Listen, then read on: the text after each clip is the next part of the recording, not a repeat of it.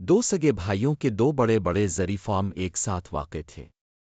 दोनों 40 साल से एक दूसरे के साथ इत्तेफाक से रह रहे थे।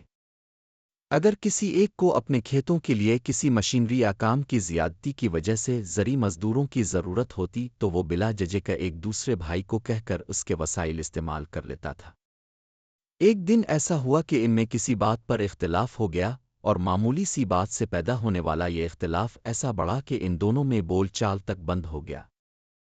चंद हफ्तों बाद एक सुबह ऐसी भी आ गई कि वो एक दूसरे के सामने खड़े गाली गलोह पर उतर आए और फिर छोटे भाई ने गुस्से से बलडोज़र मंगवाया और शाम तक दोनों घरों के दरमियान एक गहरी और लंबी खाई खोद कर इसमें पानी छोड़ दिया। अगले दिन एक तरखान का वहां से गुजर हुआ तो बड़े भाई ने इसे आवाज देकर अपने घर बुलाया और कहा कि वो सामने वाला फार्म हाउस मेरे भाई का है और इससे आज कल मेरा झगड़ा चल रहा है। भाई ने कल बलडोजर से मेरे और अपने घरों का दरमियानी रास्ते खोद कर पानी छोड़ दिया है। मैं चाहता हूं कि मेरे और उसके फार्म हाउस के दरमियान तुम 8 फुट ऊंची बाड़ लगा दो ताकि मैं इसकी शक्ल तो दूर की बात है इसका घर भी नहीं देख सकूं और देखो मुझे ये काम जल्द अज जल्द मुकम्मल कर के दो जिसकी मैं तुम्हें मुंह मांगी उजरत दूंगा। तरखान ने सर हिलाते हुए कहा कि मुझे पहले आप वो जगह दिखाएं जहां से मैंने बाढ़ को शुरू करना है ताकि हम पैमाइश के मुताबिक साथ वाले कस्बा से ज़रूरत के मुताबिक मतलूबा सामान ला सकें। मौका देखने के बाद तरखान और बड़ा भाई साथ वाक़े एक बड़े कस्बा में गए और 3-4 मुतल्लिका मज़दूरों के अलावा एक ट्रक पर ज़रूरत का सामान लेकर वापस घर आ गए। तरखान ने इसे कहा कि अब आप आराम करें और ये काम हम पर छोड़ दें। तरखान अपने मज़दूरों कारीगरों समेत सारा दिन और सारी रात काम करता रहा।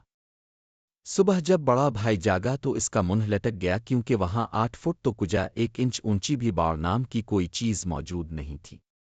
वो परेशानी में छोटे भाई की तरफ से पिछले रोज खोदी गई खाई के करीब पहुंचा तो ये देखकर हैरान हुआ कि वहां तो एक बेहतरीन पुल बना हुआ है। जो ही वो इस पुल पर पहुंचा तो उसने देखा कि पुल की दूसरी तरफ इसका छोटा भाई खड़ा इसकी तरफ देख रहा है।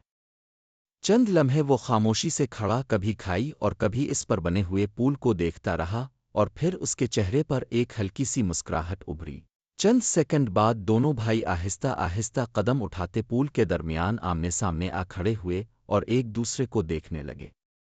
दोनों भाइयों की आंखों में आंसू भर आए और उन्होंने एक दूसरे को गर्मजोशी से गिले लगा लिया। देखते ही देखते दोनों भाइयों के बीवी बच्चे भी खुशी के मारे अपने घरों से निकल कर भागते और शोर मचाते हुए पुल पर इकट्ठे हो गए और दूर खड़ा हुआ तरखान ये मंजर देखकर मुस्कुराता रहा।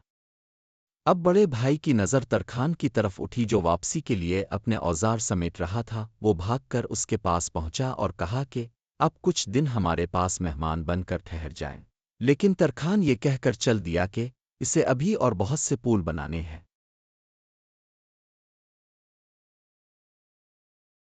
यकीन माने इस तरह की लड़ाइयों में मामूली सी तवज्जो दरकार होती है।